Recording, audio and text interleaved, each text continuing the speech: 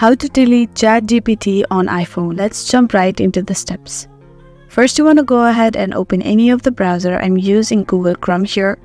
Go to the search bar and search for help.openai.com.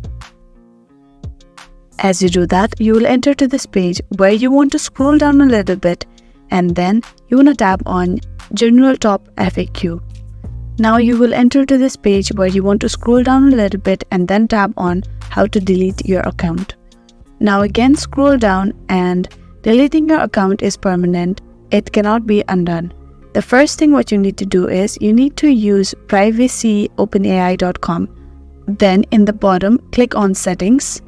After that, you will enter to this page where you want to tap on data control. Now under delete account, click on delete. As soon as you do that, confirmation modal will open, and then you need to confirm your delete and your account will be permanently deleted. Before that, you'll have to keep your email address and password there, and that is how you can delete ChatGPT on iPhone. I really hope this video helped you out. Thank you so much for watching till the very end.